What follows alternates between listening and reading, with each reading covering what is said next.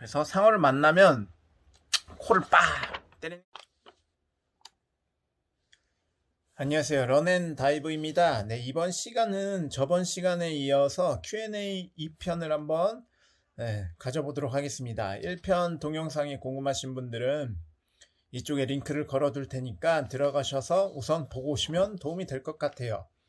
그래서 이번 Q&A 2편은 크게 세 파트로 나누어 봤습니다. 첫 번째는 스쿠버 다이빙 전반에 대해서 한번 다뤄볼 예정이고, 그 다음에 두 번째는 다이빙 장비와 관련해서 한번 다뤄보고, 세 번째는 이제 자격증의 종류와 강사가 되려면 어떠한 준비가 필요한지에 대해 한번 다뤄보도록 하겠습니다.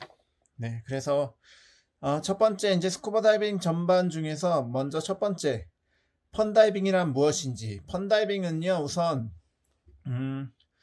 오픈워터라는 기본 교육 자격을 이수한 사람들이 쉽게 얘기해서 놀러가는 다이빙을 펀다이빙이라고 말합니다. 교육과정 외에 이제 친구들끼리 모여서 뭔가를 보러 가자, 아니면 어디가 이쁘다더라, 거기 한번 가보자 해서 하는 다이빙을 말합니다.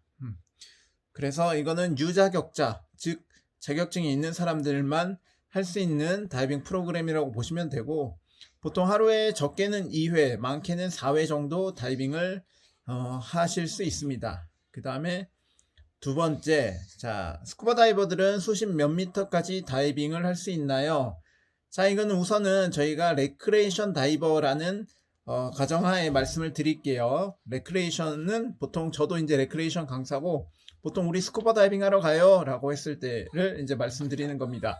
보통은 최대 수심은 우선 30m입니다. 30m고 딥다이빙 스페셜티가 있으면은 40m까지 가능하세요. 그리고 대부분 이제 가장 많이 다이빙하는 수심은 사실 10에서 20m 권역, 그 다음에 깊어봤자 30m 권역, 그 안에서 가장 많이 다이빙을 하신다고 보시면 돼요. 그럼 그 외에는 이제 테크니컬 다이빙이라고 합니다. 40m 이상의 수심에 다이빙할 때는 테크니컬 다이빙이라고 해서 별도의 절차가 필요해요. 강사인 저도 이제 따로 테크니컬 다이빙 과정을 배워야 합니다. 다음은 이제 몇 분 정도 잠수할 수 있는지. 자, 이거는 우선은 크게 세 가지 변수가 있습니다. 첫 번째, 성별, 남자냐 여자냐. 두 번째, 체격이 크냐 작냐.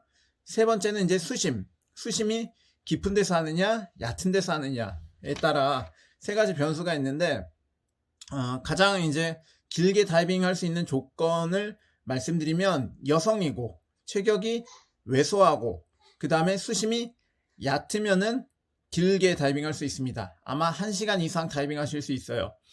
다음은 이제 남성분이고 체격이 크다, 그 다음에 수심이 깊다, 그러면 뭐 5m 10분 5m가 아니고 5분에서 뭐 10분 정도밖에 못할 수도 있습니다. 그래서 수심이 깊을수록 공기를 더 많이 쓰고요. 그 다음 체격에 따라서, 체격이 보통 왜소하신 분들은 덜 씁니다. 결론부터 말씀드리면 통상적으로는 한 30분에서 50분 그 사이 언저리라고 보시면 되고요. 그래서 이제 체격이나 성별에 따라 다르다라고 보시면 됩니다. 다음은 혼자서도 잠수가 가능한가요? 라고 물어보셨는데, 혼자서는 사실 잠수를 보통 하지 않습니다. 버디 시스템이라고 해서 2인 1조가 기본이고요. 아무리 레벨이 높아도, 예를 들어서 강사인 저도 혼자서 다이빙을 하지 않습니다. 뭐 이유는 여러분도 아시겠지만, 뭐 안전상의 이유가 가장 크고, 우선 재미도 없습니다. 그래서 혼자 뭐 잠수를 하지 않습니다. 다음은 상어를 만나면 어떡하나요? 라고 생각보다 많이 질문을 해주셨는데, 우선 그 강아지도 뭐 시츄나 뭐 치와와 뭐 이런 종류가 다양하듯이 상어도 종류가 굉장히 많아요. 고래상어라든지 환도상어라든지 그렇게 종류가 100여 종 이상 되는데, 그 중에서 저희가 이제 인식이 잘못된 게 그 조스라는 영화 때문에 아마 그런 것 같아요.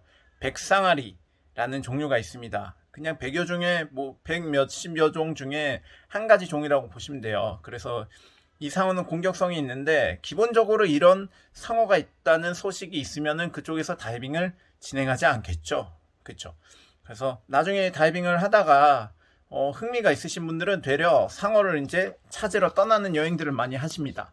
그래서 상어를 만나면 코를 빡 때리는 게 아니고 럭키입니다. 이제 저희는 열심히 사진을 찍으면 돼요. 네. 그래서 상어는 생각보다 종류가 많다. 그 중에 공격성이 있는 상어는 뭐 한두 종밖에 되지 않는다라고 보시면 됩니다. 다음, 이제 스쿠버는 위험하지 않나 라고도 가끔, 저 가족들도 가끔 예전에는 걱정을 많이 초창기에는 했었는데, 우선 제대로 배우면 절대로 위험하지 않습니다. 그래서 처음에 제대로 배우는 게 가장 중요하고요. 다음에 이제 사고가 국내에서 종종 일어나는 경우가 어떤 경우가 있냐면, 보트를 타고 다이빙을 나갔을 때 보트 프로펠러에 다치는 경우가 종종 있어요. 그래서 이게 법적으로 이게 10년 전부터인가 언젠가부터 이제 프로펠러 주변에 무조건 망을 설치해야 됩니다. 근데 사고가 왜 나느냐, 그 망을 설치하면 아무래도 보트의 효율성이 떨어지겠죠. 모터의 효율성이 떨어지기 때문에 좀 악덕 업체라고 해야 될까요? 그런 데서 이제 보트의 망을 빼고 다이빙 보트를 운영하는 경우가 종종 있습니다. 그런 업체는 그냥 피하시면 돼요. 네. 그래서 제대로 배우고 안전한 리조트에서 다이빙을 하면 제가 봤을 때는 크게 위험하지 않습니다. 기본적으로 아까 말씀드렸다시피 2인 1조이기 때문에 그 사고에 대한 사고 예방에 대한 대처가 굉장히 잘 돼 있습니다. 자, 다음, 비나 바람이 불 때도 가능할까요? 네, 우선은 비부터 말씀드리면 비는 크게 상관없습니다. 그리고 되려 물 속에서 수면에 빗방울이 똑똑 떨어지는 모습을 좋아하시는 다이버분들도 의외로 있어요. 그래서 비는 크게 상관이 없을 것 같고, 눈도 마찬가지입니다. 자, 그 다음에 바람이 불 때도 가능은 합니다. 다만 조건이 있습니다. 바람이 너무 불어서 파도가 너무 높으면은 이제 그때는 다이빙 입수 자체가 어렵기 때문에 불가하겠죠. 그래서 비나 바람 두 개 중에 뭐가 더 안정적이에요? 그나마 고르라고 하면 비가 그나마 안정적입니다. 네, 바람이 부는 날이 더 다이빙하기 위험할 수도 있어요. 심한 날이. 자, 다음으로 겨울에도 가능한가? 네, 겨울에도 가능합니다. 그래서 가끔 이렇게 뉴스 같은 거를 보시면 연초에 이제 얼음을 깨고 물속에서 다이버 하시는 분들도 아마 보신 분들도 계실 거예요. 그런 분들은 이따가 설명을 드리겠지만 그 특수한 슈트, 물이 들어가지 않고 중간에 공기로 단열을 해주는 그런 드라이 슈트라는 슈트를 입고 다이빙을 보통 국내에서 많이 하십니다. 아니면 아예 해외로 투어를 가는 방법도 어떻게 보면 하나의 방법이네요. 그래서 겨울에도 의외로 가능합니다. 그리고 겨울 수온이 따뜻할까요? 아니면 봄 수온이 따뜻할까요? 의외로 겨울 바다의 물이 좀 더 따뜻합니다. 바다는 한 템포 계절이 늦게 온다고 생각하시면 돼요. 다음 이제 두 번째 파트로 넘어갈게요.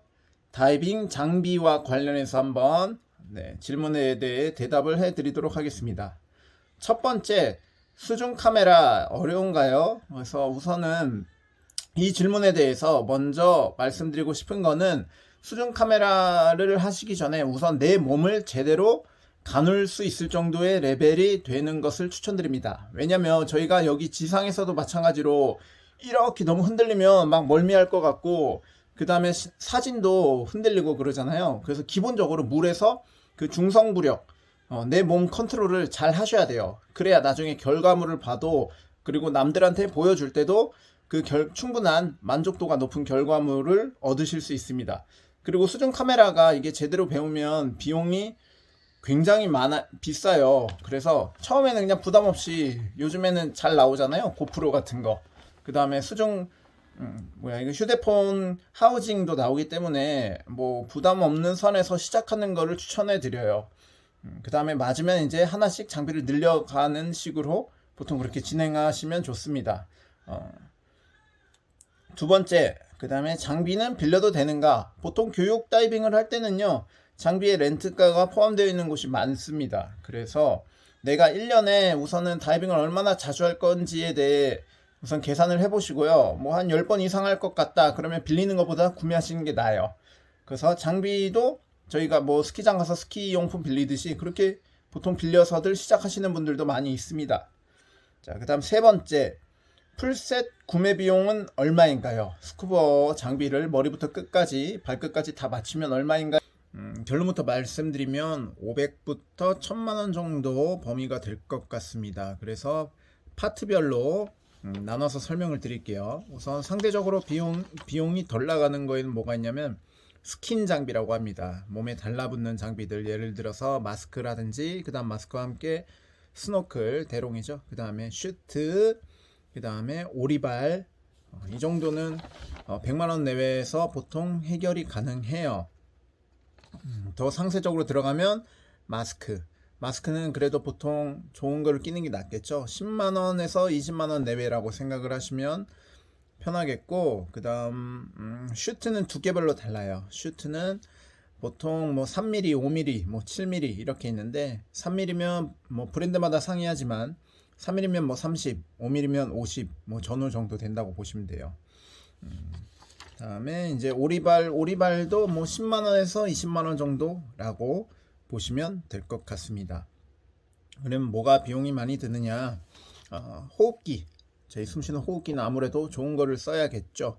네, 그만큼 중요한 장비이기 때문에 호흡기와 BCD, 조끼, 부력조끼죠.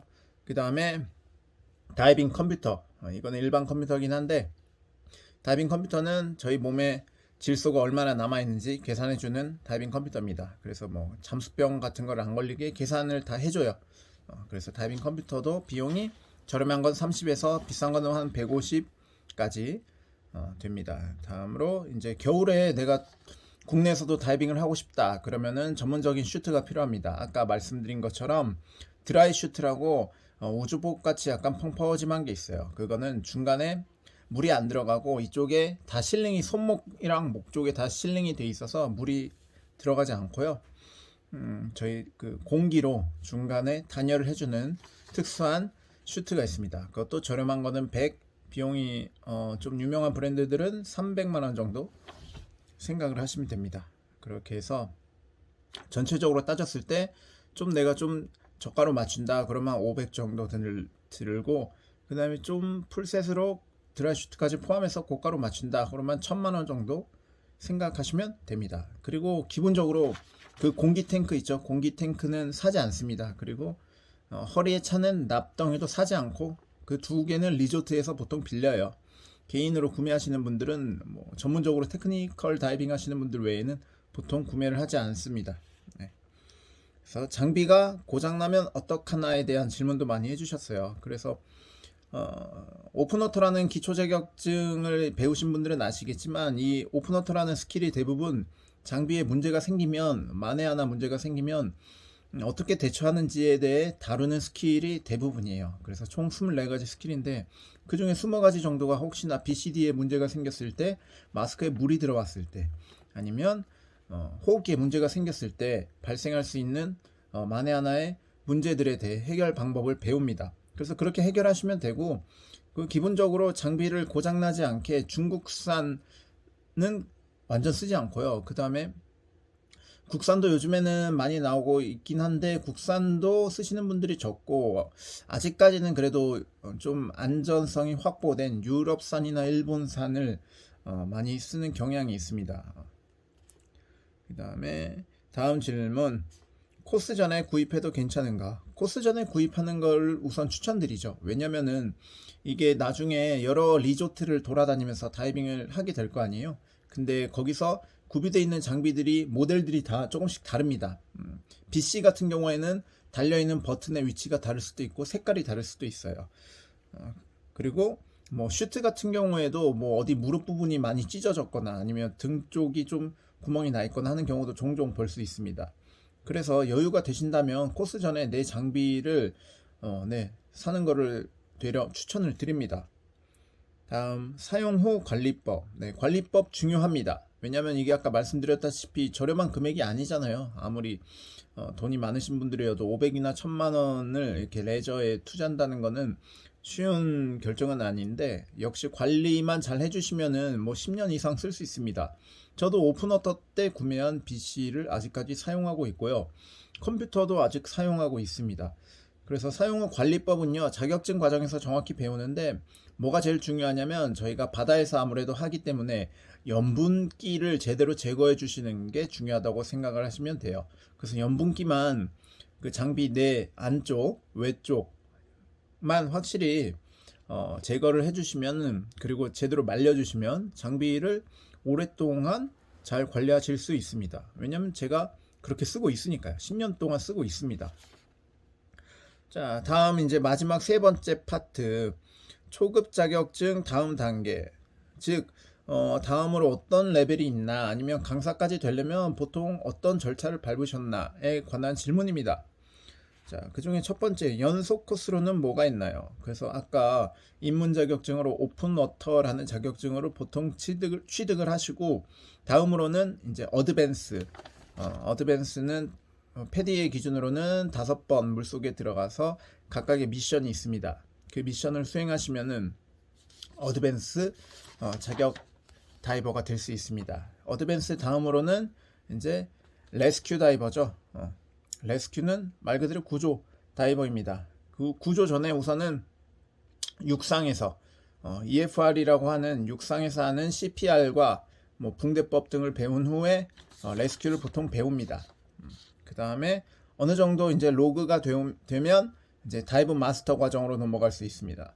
그래서 다이브 마스터 과정이 있고, 그 다음에 마스터 스쿠버 다이버라는 과정이 있습니다. 레스큐에서 이제 선택하는 방향인데 뭐가 다르냐면, 마스터 스쿠버 다이버는 저희 레크레이션에서 하는 최고의 레벨이라고 보시면 됩니다. 다음으로 다이브 마스터는 다이빙 강사가 되기 전에 이제 보조 정도라고 생각을 하시면 돼요. 마스터 스쿠버 다이버가 되려면 스페셜티라는 자격증이 5개 이상 돼 있어야 합니다. 그래서 스페셜티 자격증 5개 이상 취득 후 레스큐 레벨이 된 상태에서 어느 정도 로그 수가 되면 MSD, 즉 마스터 스쿠버 다이버를 신청할 수 있습니다. 다음으로 이제 강사가 되려면 얼마나 다이빙을 해야 돼요? 라고 가끔 질문을 하시는데, 최소 기준으로 말씀드릴게요. 요즘에는 협회마다 기준이 다 비슷해져서 최소 기준은 대부분의 협회가, 메이저 협회들은 6개월, 오픈워터 취득 후 6개월이고요. 그 다음 다이빙 횟수는 60회 이상 이제 들어가서 다이빙 강사가 되기 전에 IE라는 시험을 보기 전에 100회 이상을 채워야 된다라고 명시는 돼 있어요. 근데 기본적으로 강사 시험에 들어오시는 분들은 100회 정도 다이빙을 채우고 들어오시는 경우를 많이 봤습니다. 저 개인적으로도 100회 이상 다이빙을 하고 강사 레벨에 도전하시는 것을 추천드려요. 그래서 오늘은 크게 스쿠버 다이빙 전반에 대해, 그리고 다이빙 장비와 관련에 대해, 그 다음에 초급 자격증 다음 단계, 강사가 되기 위해서는 어떠한 단계가 필요한지에 대해 한번 얘기와 설명을 드렸고요. 제가 설명한 부분에 있어서 혹시 미흡한 게 있으면 밑에 댓글 달아주시면 제가 답변을 남겨드리도록 하겠습니다. 그래서 오늘 도움도 많이 되셨으면 좋아요와 구독하기, 댓글 남겨주시면 앞으로 영상 만드는 데 큰 도움이 될 것 같습니다. 네, 감사합니다.